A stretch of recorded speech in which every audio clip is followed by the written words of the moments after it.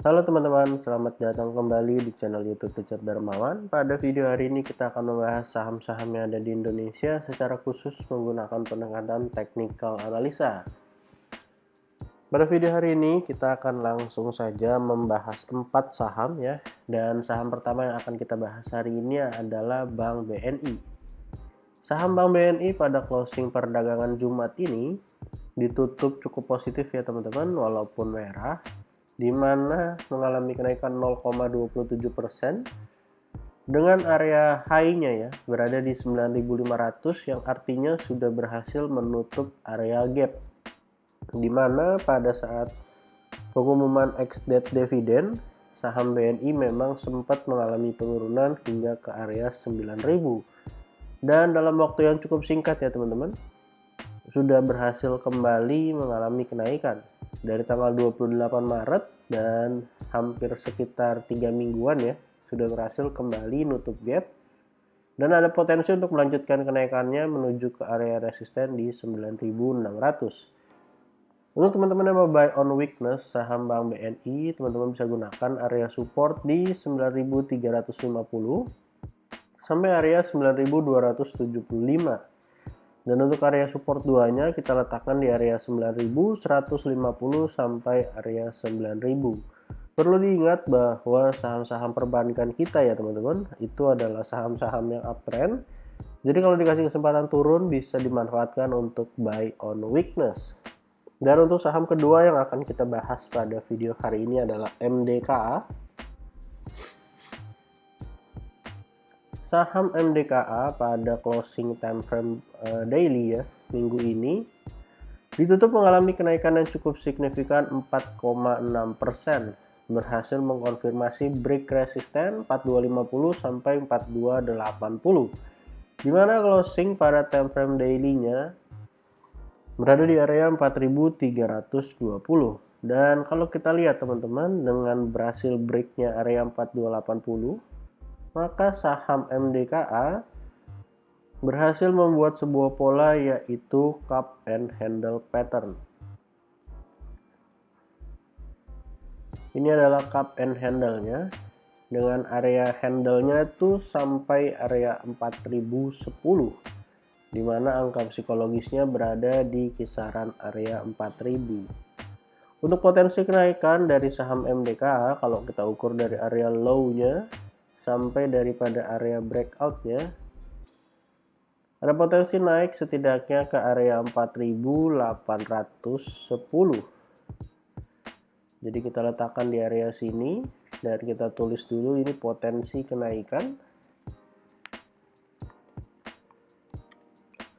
daripada saham MDKA karena sudah berhasil break area resisten ya teman-teman. Untuk area support terdekat dari saham MDKA, teman-teman bisa gunakan area yang sebelumnya resisten, di mana setelah resisten di break, maka menjadi area support. Area tersebut adalah di 4.280 sampai 4.190. Jadi kalau dikasih kesempatan koreksi ini, turun sedikit, bisa dimanfaatkan untuk buy on weakness dengan potensi kenaikan. Setidaknya bisa ke area 4.820. Walaupun memang sebelum menuju ke area tersebut akan menyentuh area trendline dulu ya teman-teman. Jadi resistennya ada dua.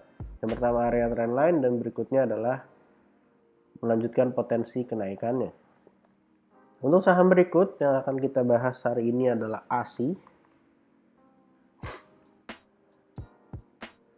Saham ASI pada closing time frame daily tercatat mengalami penurunan tipis ya 0,8% setelah menyentuh area resisten di kisaran area 6.275.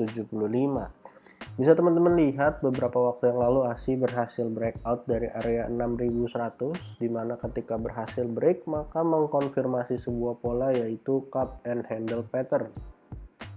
Untuk potensi kenaikan daripada cup and handle-nya, potensinya menuju ke area 6.575. Walaupun memang dalam proses kenaikannya mungkin akan disertai dengan koreksi-koreksi yang terjadi seperti pada closing hari Jumat ini. Untuk area support yang terdekat, teman-teman bisa gunakan area support di kisaran 6.100 sampai 6.050. Jadi kalau turun nih sekalian nutup gap ya teman-teman, karena pada saat ASI naik dari tanggal 11 April menuju tanggal 12 April terdapat gap kecil ya, dimana high-nya di 6.100 dan low-nya di 6.125.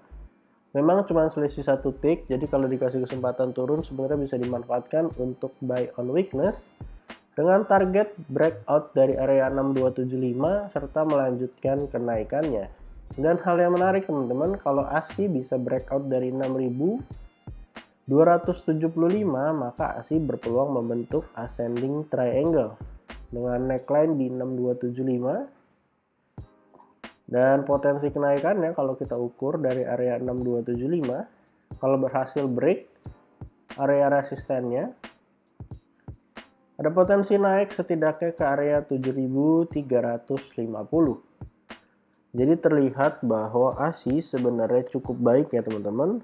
Bahkan kalau kalian cek di foreign net buy pada Jumat ini, ASI menjadi salah satu saham yang di net buy oleh asing, walaupun memang belum cukup signifikan. Jadi silahkan diperhatikan area supportnya teman-teman, 6.100-6.050 untuk buy on weakness, atau kalian bisa menunggu break 6275 untuk buy on breakout dengan target ke 7.350. Dan untuk saham terakhir yang akan kita bahas hari ini adalah Breeze. Saham Breeze adalah salah satu saham yang uptrend ya teman-teman, dan kita akan gunakan time frame yang lebih besar, di mana kita sudah sering melakukan analisa di time frame weekly-nya. Saham Breeze sendiri pada closing minggu ini bisa kita lihat close-nya di 1785 dengan area low di 1715. Kita sempat membuat area support bagi saham Breeze di 1780 sampai area 1700. Tetapi sayangnya memang tidak tersentuh area 1700-nya. Breeze-nya cukup kuat dan low-nya hanya di 1715. Posisi sekarang sudah terkonfirmasi closing di atas 1780, jadi sudah 2 minggu ya teman-teman. Dimana pada minggu sebelumnya, tepatnya di tanggal sekitar 3 April ya, dimana minggu ini tanggal 10 April, itu juga sudah berhasil mengkonfirmasi break close di atas 1780. Untuk potensi terdekat sebenarnya ada potensi naik ke area 2270 sebagai potensi daripada double bottom yang sempat retest memang cukup dalam sampai area 1480. Dan kalau kita ukur potensi kenaikan untuk inverted head and shoulders-nya dari area low yang di bawah sampai area neckline di kisaran 1780, lalu kita letakkan area ini di atas area breakout-nya, maka kalau kita lihat ada potensi naik ke area 2480. Jadi kalau teman-teman mau buy on breakout, boleh buy di harga close kemarin dengan stop loss di bawah 1700. Karena kalau dia tembus dari 1700, ada potensi kembali ngetes area 1550 sampai 1480. Dan perlu dilihat bahwa kalau kita tarik sebuah garis trendline, Breeze ini sudah kembali ya teman-teman, uptrend ya. Setidaknya sudah berhasil break daripada area trendline yang tercipta beberapa waktu yang lalu. Jadi untuk teman-teman yang melihat saham Breeze, harusnya Breeze menjadi saham yang cukup menarik untuk dipantau dan gunakan area support resisten untuk entry daripada saham Breeze.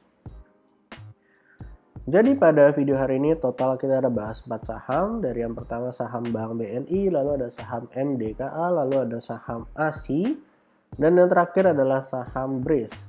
Disclaimer on untuk semua saham yang saya sebutkan pada video hari ini bukan ajakan menjual atau membeli, bukan juga rekomendasi. Silahkan dilakukan cek dan recheck kembali. Kalau tidak sesuai dengan analisa teman-teman, silahkan di skip dan cari saham lainnya. Jangan lupa untuk support channel ini dengan cara like, comment, share, dan subscribe. Jangan lupa untuk join di grup Telegram dengan link yang ada di deskripsi.